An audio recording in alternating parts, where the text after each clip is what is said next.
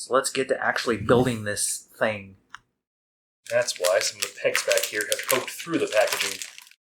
How many computer builds have you actually done? Personally, myself, where I've done the actual building itself, one. One thing you're forgetting there. I am. This is where a motherboard manual comes in handy sometimes. As I lose the screw in the motherboard. Yep. Go me. Might take a bit of force. Hopefully not too much.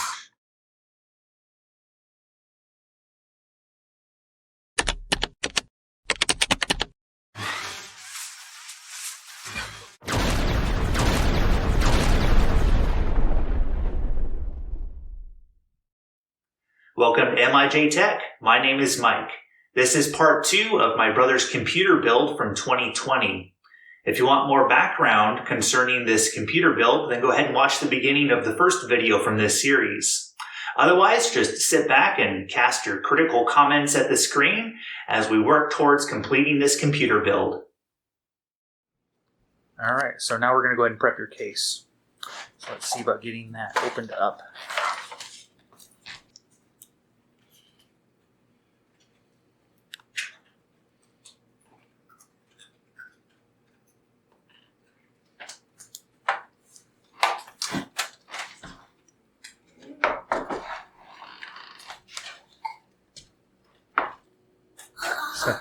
Figuring out the learning curve to opening it. There we go. Alright. It's like a little lever. Yeah, essentially what it is you got to pull it out a little bit and then it can go up. It's just trying to get that initial pull. I see. Alright. So let's take a quick look inside here. Alright, so it looks like you have some front fan support there, naturally with the mesh. You have some top fan support. I think those are 120. One thing I like about this case better than the previous case that I've worked with is that there's no center bar here blocking the fans, allowing a double fan connection for it, which is common with some of the liquid cooling heat sinks that I've seen. Yep. And of course you got that one there. Yep, so that's a punch out style for the expansion ports. See, this is another thing I kind of like, or dislike sometimes, but it comes in handy having those standoffs already pre-installed. The question then becomes, are they installed where you're actually going to use them? Which most often they are, but sometimes you have to adjust it. Alright, so first thing I will probably have us do is to install the power supply. I see. The installs on the other side? Yep.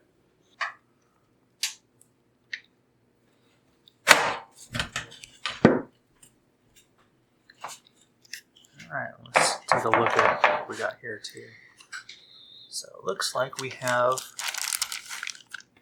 spaces for cable tie-offs. You have all your front I/O cords. And we'll install a power supply probably right down under there. That's a good amount of space. And then if you wanted to have hard drives for any reason, there's a couple. Of course, that's personal preference, and they're kind of falling out of practice. So you have a couple spots for 2.5-inch SSDs.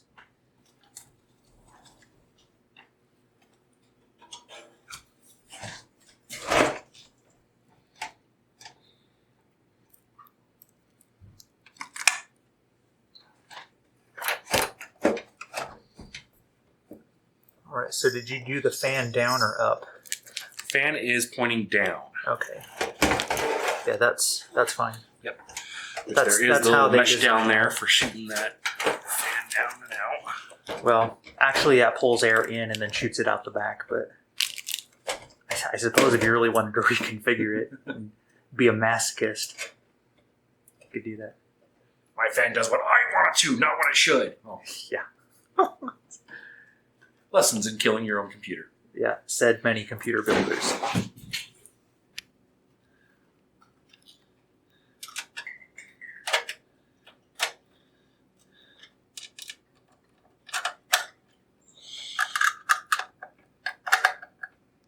So you know what this makes me think of?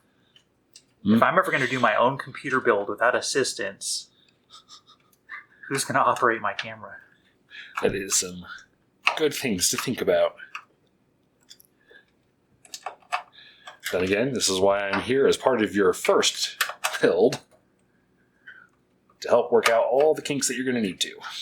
Indeed. Yeah, so you all out there need to be forgiving. Having said that, though, I'm not beyond people giving me advice.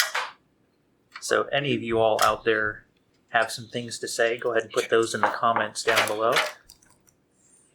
And we have power. Alright. Alright, so now we need something for it to power. What I'm probably going to have you do now is to install the motherboard. It's really not a whole lot. In case I got to get the power stuff out of the way. Yeah. So You might stuff the cables for now. this nifty little spot right behind the power supply. It's what you call cheap cable management. It's not cooperating. You know, sometimes the longest part of a build is actually managing all the cables.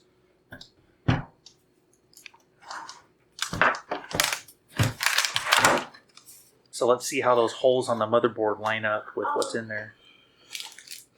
Oh, yeah, that's a good thing to do too. Before we get that motherboard in place, make sure we get the back plate in. I'm glad you thought of that, because that's a novice thing that people sometimes forget. They'll get so excited about installing their motherboard, they'll forget to put that in there. They'll get their motherboard installed and then realize they still have to install the backplate. And that means you have to undo all the work you just did. However many minutes or hours that may have taken. This is why I'm a 5, not a 4. Yeah, it's a +1 in my book. Yep, there we go. All right. It's like Colorado. You got to check the 4 corners. Now for proper motherboard installation.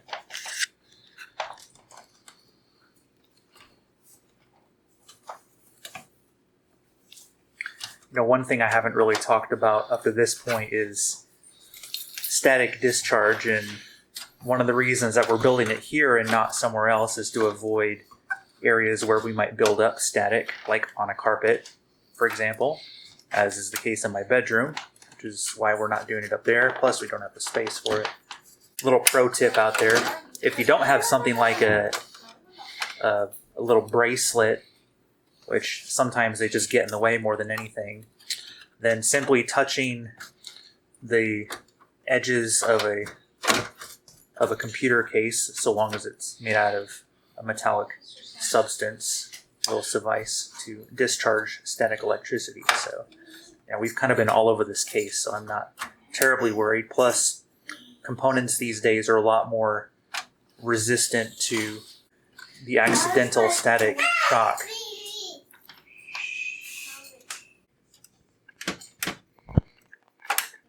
All right, and you had all the standoffs you needed.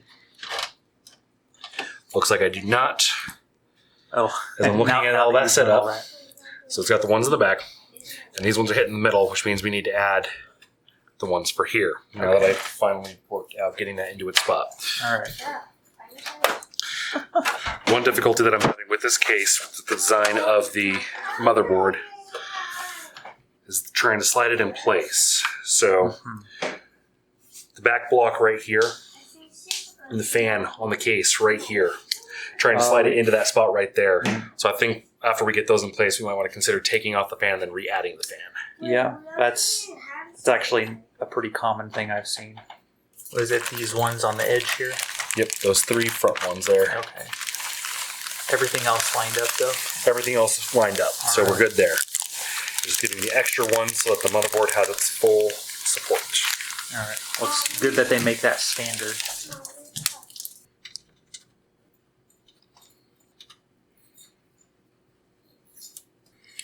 So these are going to be stubborn in their placement.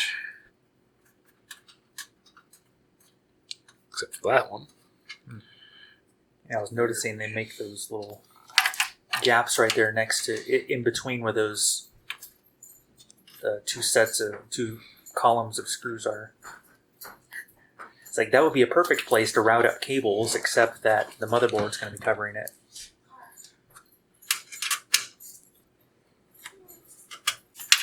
Called multitasking. That's making life easier with this fan.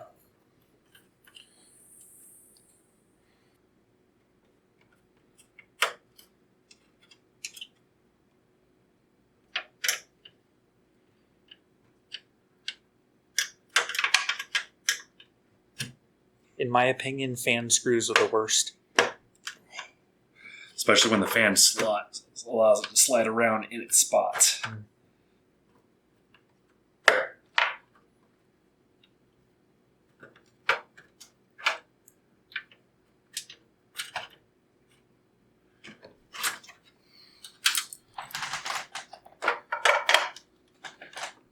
Okay. Should fit significantly better. This is where the case yells at me saying, "Hey, it wasn't the fan, it's you." Oh, of course. Because there's nothing I like more than giving myself more work. Yeah. Story of my life. Everything's lined up. Which screw is it for securing the case? Oh, yeah. I think usually it's the thinner thread, I want to say. I could be wrong on it. Actually, no. I might be wrong. Well, one sure way to find out is to start twisting it and to see what it does. If it doesn't feel like it's catching properly.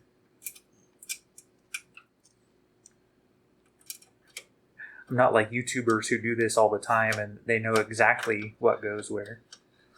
Building computers, maybe several times a month. Me, I get to do it maybe once every several years, and with special circumstances like this. But I might change that in the future here as I get some traction with my channel.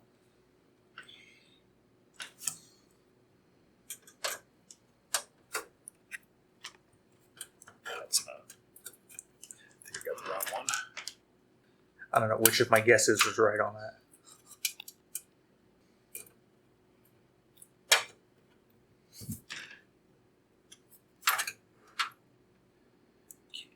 These little ones that have the extra little flat edge to them. Uh-huh. Which I guess was the right one for holding it in place because of the extra little ledge. Hmm.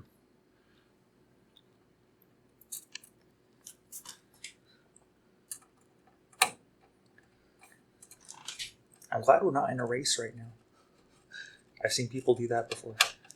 Race computer builds? Yeah.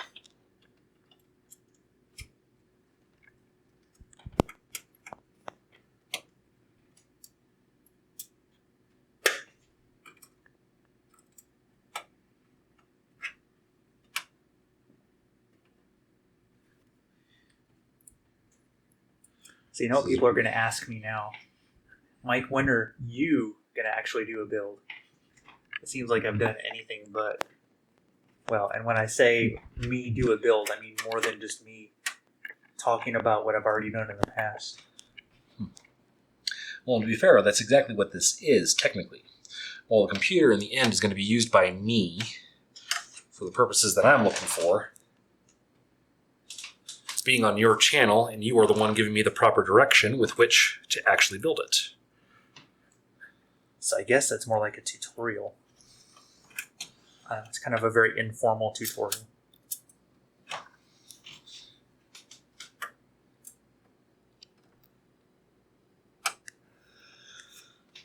Okay. 2/3 done. All right.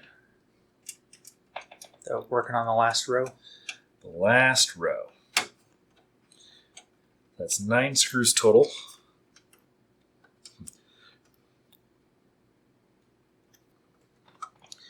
I feel like getting them into the initial thread is always the hardest part. Yeah.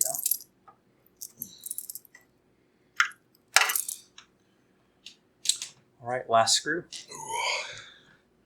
Angle and everything in the way, likely to be the hardest.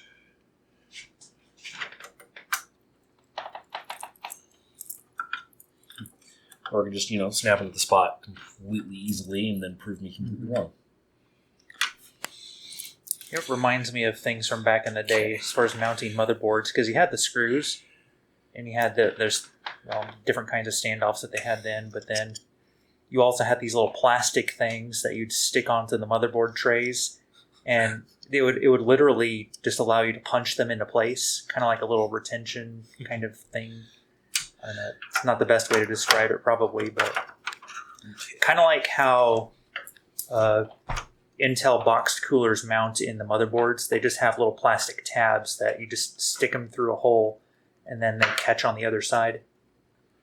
We've come a long ways in 20 plus years of building computers. Let's get this fan back in spot and deal with these lovely screws.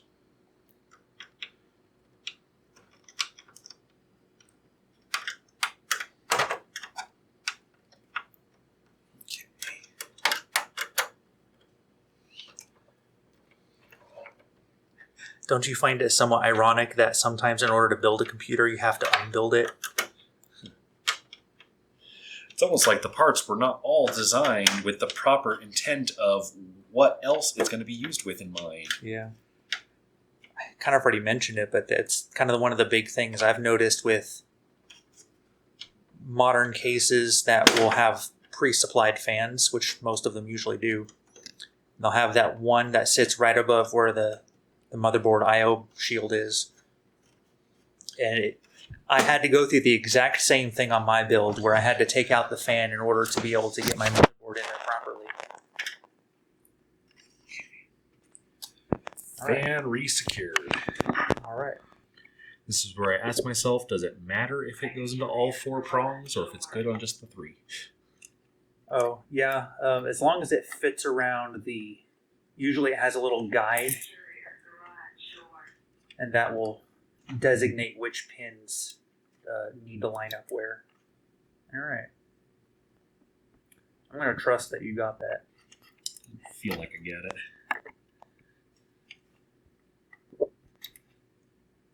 Yes, I did. All right.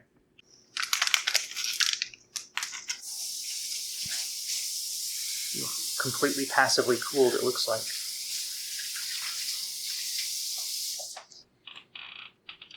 So, yep, that's where it's going to go. So we'll need to pop this guy out.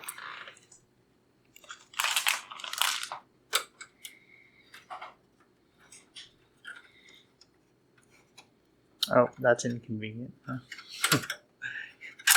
You'd think it would go in that first one. I mean, if it was going the right angle, yes, but apparently it does not. Which is probably why. Yeah, I don't know if you fault the case maker for that or the motherboard maker. This thing comes with it. Thankfully. To secure the spot that wasn't in use. Do you only get the one? It only gave me the one. Oh. Just unfortunate. Guess But then again, people I don't won't need install one. other stuff. Well, or I guess... Okay. In this case has on the back bridge collapser thingy, or whatever it's actually called. Yeah, I don't know. But yeah, I've seen these a lot on OEM computers.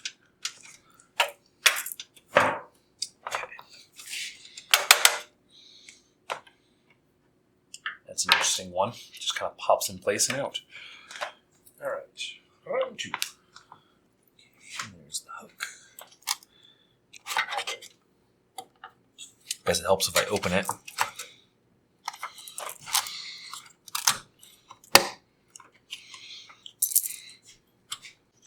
All right, feeling secure.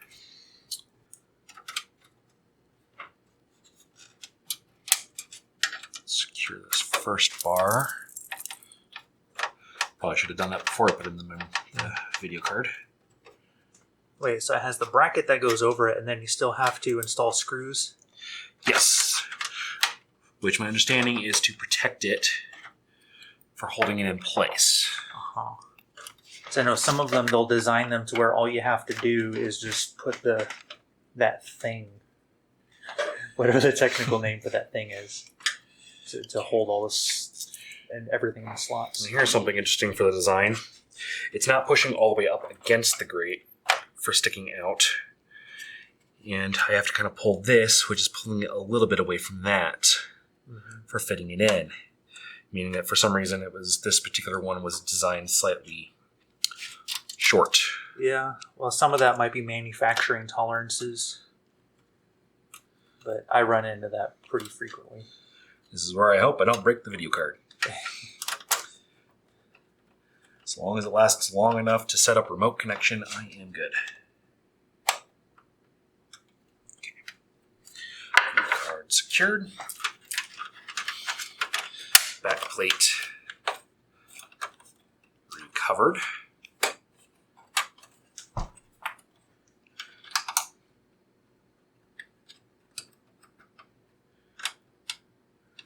Secured back in place. All right, well, let's start hooking up cords to the motherboard. Okay.